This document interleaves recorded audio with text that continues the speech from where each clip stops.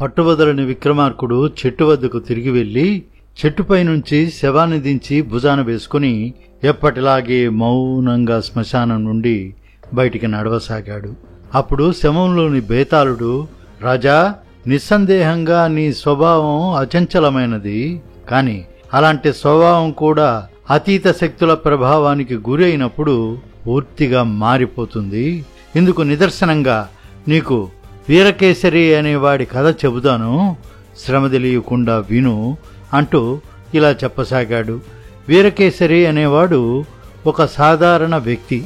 అయితే వాడిలో అసాధారణమైన గుణం ఏమిటంటే నోటి దురుసు. వాడికి కనిపించిన ప్రతి మనిషిని ఏదో ఒకటి అనకుండా ఉండలేకపోయేవాడు. అందుచేత గ్రామంలో ఎవరికీ వాడి పొడగిట్టేది కాదు. అందరూ వాణ్ణి బాగా ఏవగించుకునేవాళ్లు. వాడి భార్య ఎంతో సాత్వికురాలు. వాడి చేత మాటలు పడడం ఎవరికి తప్పినా తప్పకున్నా ఆమెకు మాత్రం తప్పేది కాదు. భర్త ఎన్ని మాటలు అన్నా ఆమె పడి ఊరుకునేదే కాని ఎదురు చెప్పేది కాదు. ఇది చూసి ఆమె అన్న అయిన సాంబశివుడు చాలా బాధపడ్డాడు. తన బావమరిదికి బుద్ధి వచ్చేటట్టు చేయాలని వాళ్ళ గ్రామానికి దూర ప్రాంతం నుంచి ఒక వస్తాదును రప్పించాడు. ఆ వస్తాదు గ్రామంలో బల ప్రదర్శన చేసి, నాతో మల్ల యుద్ధం చేయడానికి గ్రామంలో ఎవరైనా ఉంటే చూడాలని ఉన్నది అన్నాడు.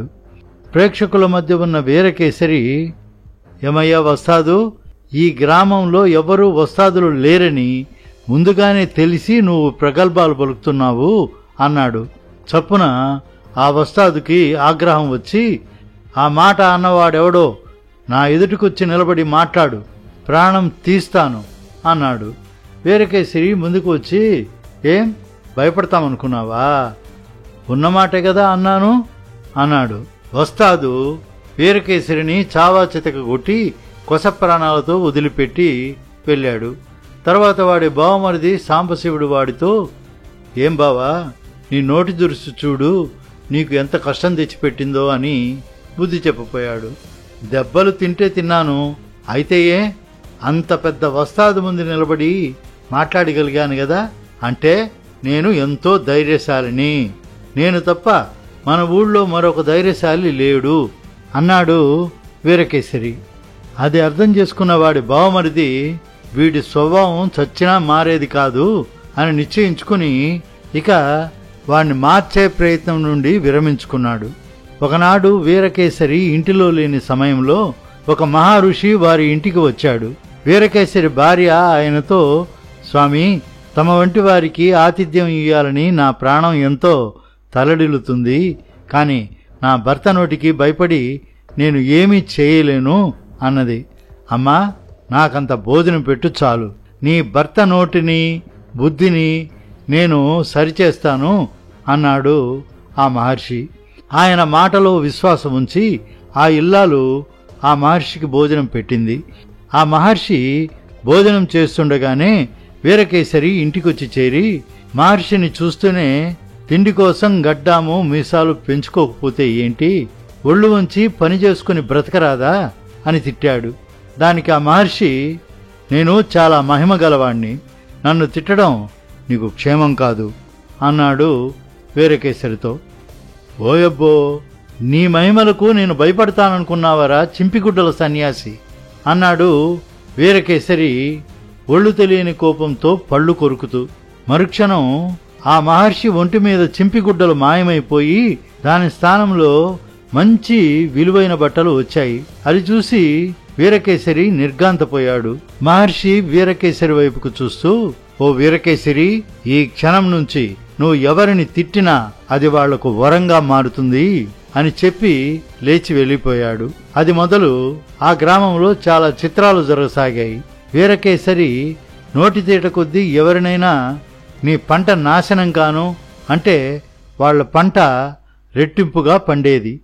అలాగే ఎవరినైనా నీ ఇల్లు కూలిపోను అని తిడితే వాళ్ళ ఇంటి మీద మరొక అంతస్తు లేచేది.